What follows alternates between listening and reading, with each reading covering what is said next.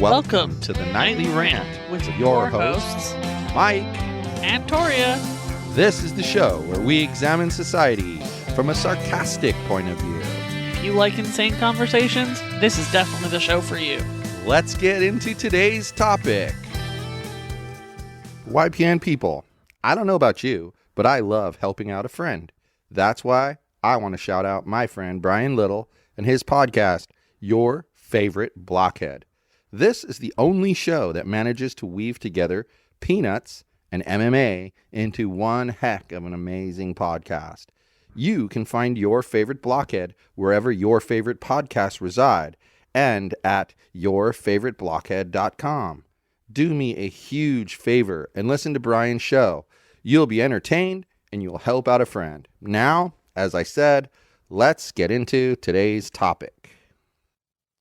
You know something amazing about Las Vegas, where we moved to? What?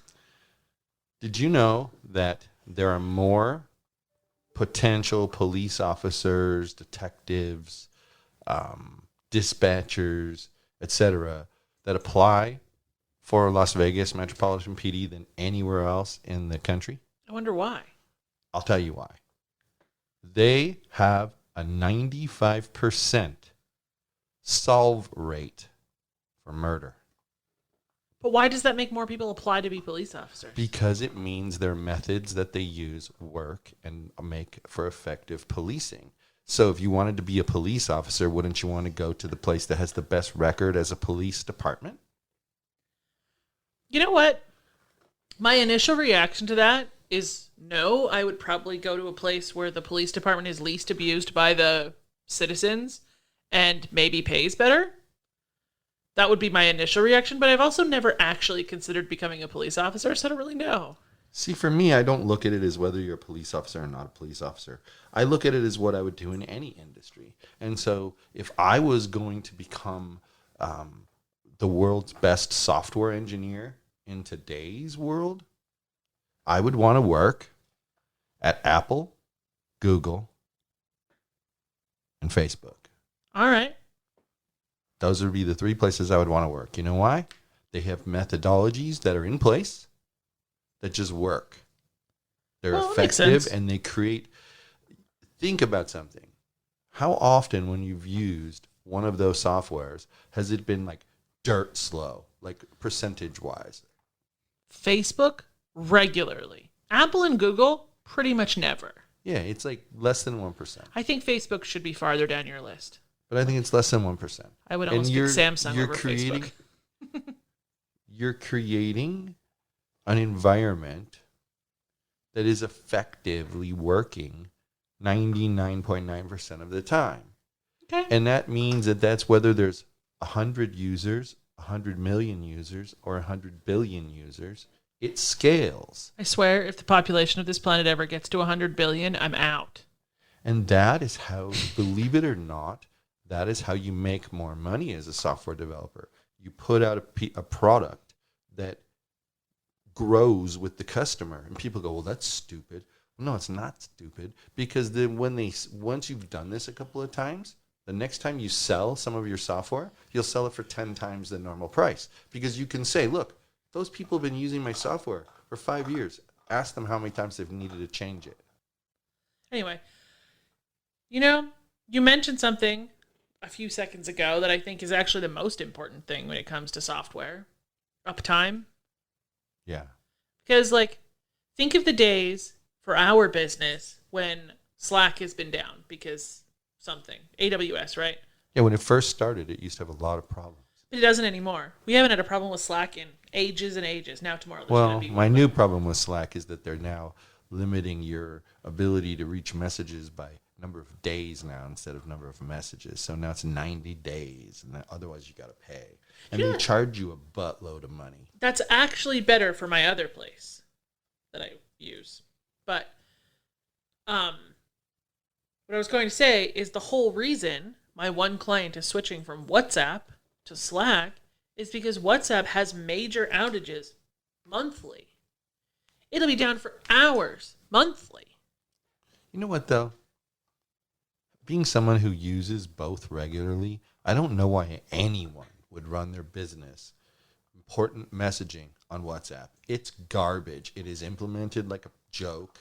It looks like a 2-year-old put it together with a damn crayon. It's the worst piece of software I've ever used. And it clearly reveals my phone number to people that I don't want to have my phone number and shouldn't have my phone number because I get scammers sending me messages there all the time. And it's no coincidence that when I started using WhatsApp, then at a certain point I started getting those scammers on WhatsApp. And then the next thing, I started getting those same scammers directly to my phone. Right.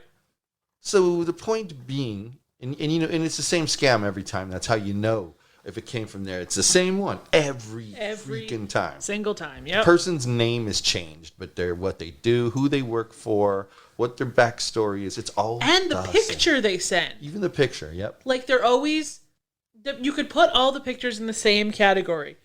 Young, pretty, Asian, looks like they wear a lot of makeup. Yeah. But you know what I'm thinking sitting here? What? How in fucking hell did we go from talking about Las Vegas police solving 95% of the murders that happened in their town to this? Because you asked me if that would be something that tempts me to work for LVPD, and it is not. Okay, but I guess what I was trying to say. So if we want to get back, I guess what I was trying to say to you in the very, very beginning is you want to go to the place that's the most effective at the thing you're trying to do. You know why? It cuts down your time for being able to be innovative. You learn the brand new, greatest, latest, greatest way, and then you sit there and you say to yourself, how could I improve this?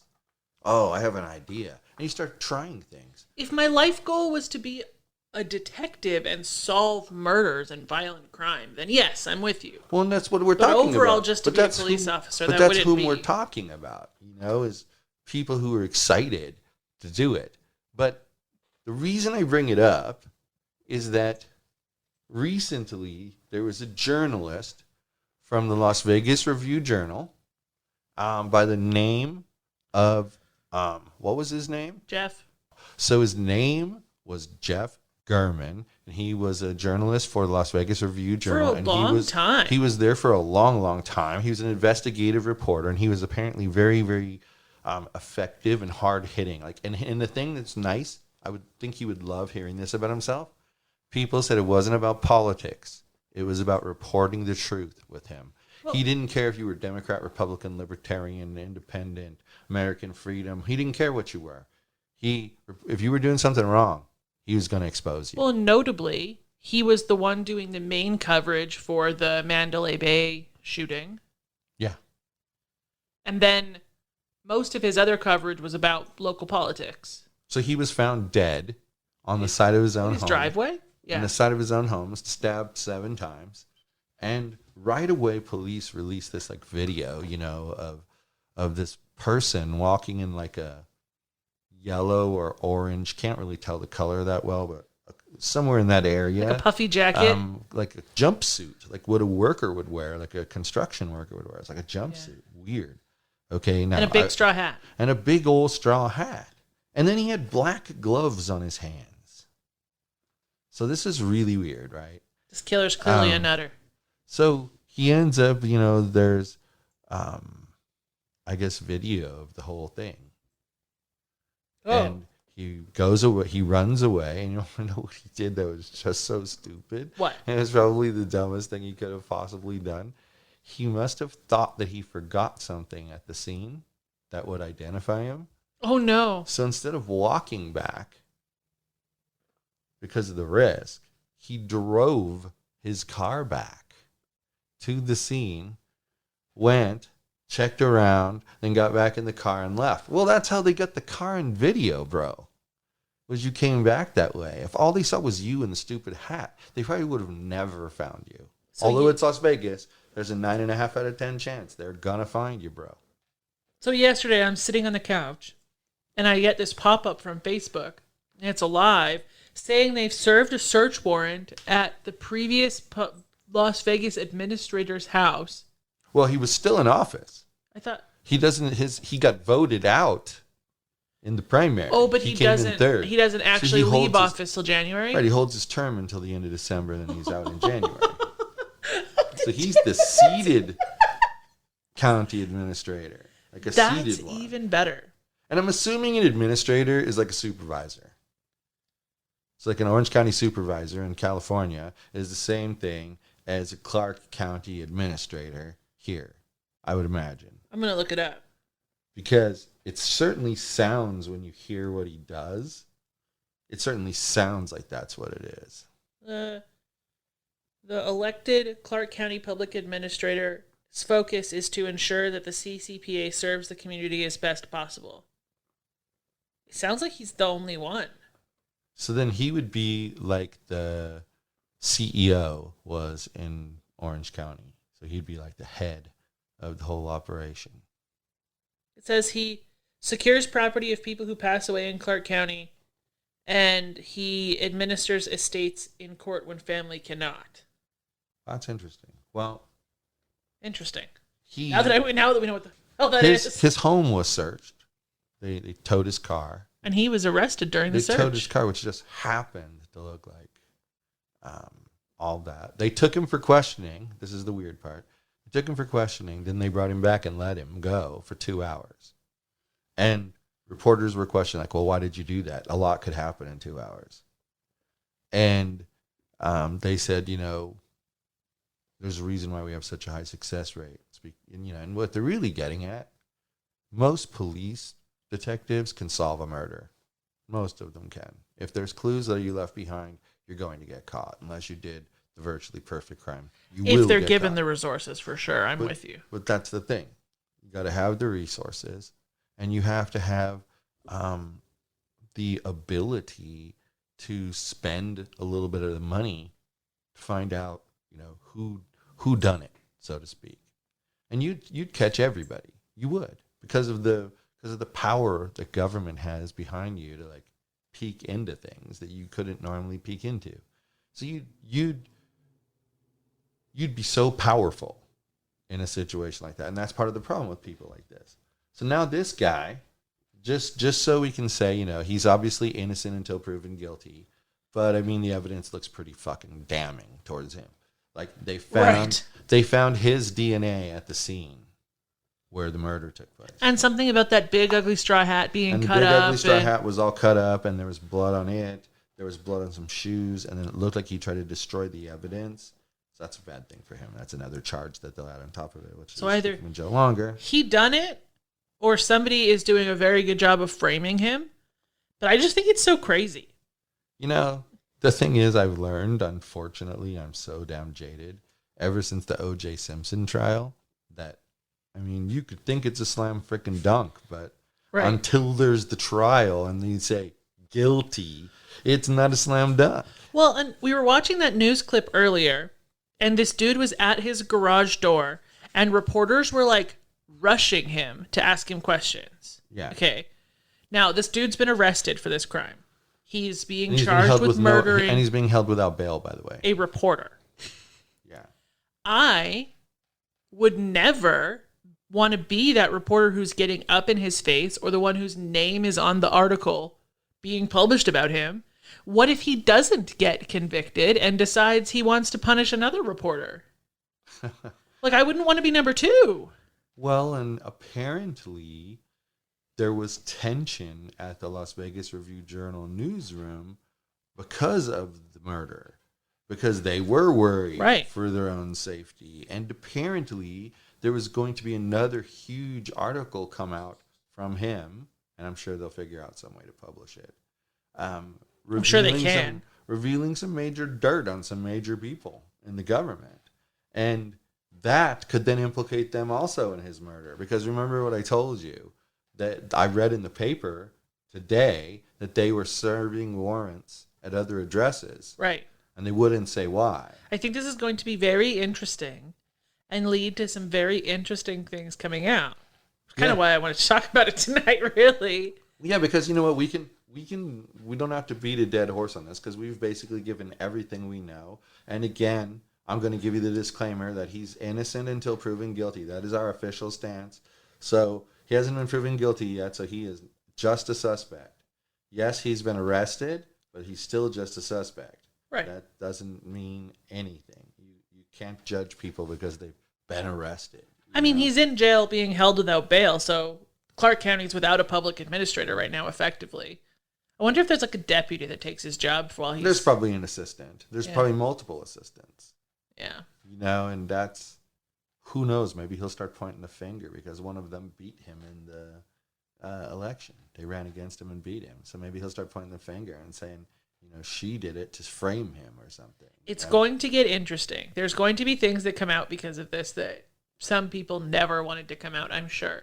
And you know what? I saw the morning of him being murdered, the story about him, and I thought to myself, a prominent reporter from the Las Vegas Review-Journal, there's a lot to this story. Well, you know what? He actually was murdered Friday morning, and they didn't find him till Saturday morning. Yeah. I mean, that's just craziness. But, what I was trying to say is, we're not going to beat a dead horse. This is the information we have. We don't have any more information than what we gave you. He's innocent until proven guilty, so therefore we believe he's innocent. However, as this unfolds and develops, we're going to bring it up more. So, we'll find some way to mark an episode so that that it has this kind of conversation in it. But I think people are going to be interested in it in the Las Vegas area. I just do. I think people would be interested in it anywhere. I mean, it's somebody being murdered because of political corruption is crazy. Well, right? I mean, we always hear how it's not that bad. It's not that bad. It's not that bad. They're just lining their pockets. It's not that bad. And then people wind up dead. Until this. But a lot of people have wound up dead who have been connected to politicians. And, I can't think. Chandra Levy, she was connected to that congressman having an affair with him. And she was a young intern. I think she was like 21. And the thought is that he killed her, but she just disappeared when she was on a jog. Right. And I mean, it's crazy. That this kind of stuff happens. And all this does is show you real time. You're experiencing it. How real it is and how much of a problem it is. So that's all I have to say about it. Speaking of politicians who murder people who don't agree with them, did you happen to see that Hillary Clinton has a show with her daughter?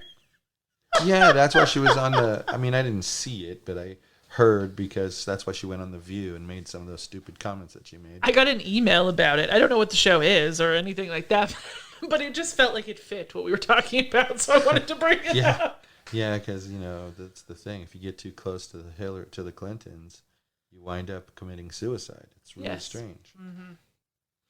Either those are some unbearable people or... Well, I always say this. I can't say conclusively one way or the other if they're involved in some, nefarious dealings. But how many of you know like 37 people who have committed suicide?